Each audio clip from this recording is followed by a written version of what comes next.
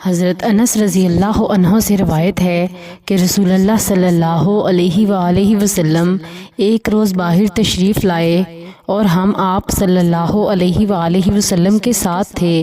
آپ صلی اللہ علیہ وآلہ وسلم نے ایک اونچا سا قبہ دیکھا تو فرمایا یہ کیا ہے؟ آپ صلی اللہ علیہ وآلہ وسلم کے صحابہ نے عرض کیا یہ ایک انصاری شخص کا ہے۔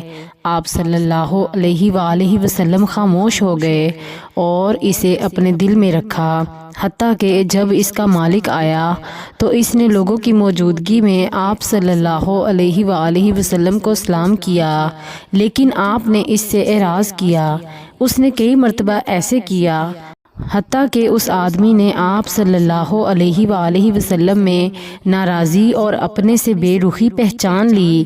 اس نے اپنے ساتھیوں سے وجہ دریافت کی اور کہا اللہ کی قسم میں رسول اللہ صلی اللہ علیہ وآلہ وسلم کو ناراض محسوس کرتا ہوں، لیکن وجہ ناراضی معلوم نہیں۔ انہوں نے بتایا آپ صلی اللہ علیہ وآلہ وسلم باہر تشریف لائے تھے اور آپ صلی اللہ علیہ وآلہ وسلم نے تمہارا قبہ دیکھا تھا۔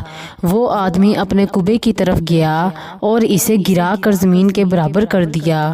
پھر ایک روز رسول اللہ صلی اللہ علیہ وآلہ وسلم باہر تشریف لائے تو آپ صلی اللہ علیہ وآلہ وسلم نے اس قبے کو نہ دیکھا تو فرمایا قبے کو کیا ہوا؟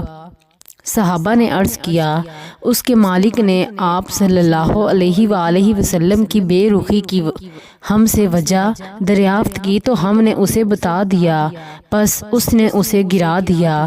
آپ صلی اللہ علیہ وآلہ وسلم نے فرمایا سن لو، ہر عمارت جس کے بغیر گزارا ہو سکتا ہے وہ اپنے مالک کے لیے وبال ہے۔ مشکوٰۃ المصابیح حدیث نمبر 5184۔ حضرت کعب بن مالک اپنے والد سے دریافت کرتے ہیں، انہوں نے کہا رسول اللہ صلی اللہ علیہ وآلہ وسلم نے فرمایا دو بھوکے بھیڑیے جنہیں بکریوں کے ریوڑ میں چھوڑا جائے تو وہ ان کے لیے اتنا نقصان دہ نہیں جتنی آدمی کے مال و جاہ کی حرص اس کے دین کے لیے نقصان دہ ہے۔ مشکوٰۃ المصابیح حدیث نمبر 5181۔ حضرت ابو ہریرہ رضی اللہ عنہ نبی صلی اللہ علیہ وآلہ وسلم سے روایت کرتے ہیں آپ صلی اللہ علیہ وآلہ وسلم نے فرمایا درہم و دینار کا بندہ ملعون ہے۔ مشکوٰۃ المصابیح حدیث نمبر 5180۔ حضرت ابن مسعود رضی اللہ عنہ بیان کرتے ہیں رسول اللہ صلی اللہ علیہ وآلہ وسلم نے فرمایا جاگیریں مت بناؤ ورنہ تم دنیا میں منہمک ہو جاؤ گے۔ مشکوٰۃ المصابیح حدیث نمبر 5178۔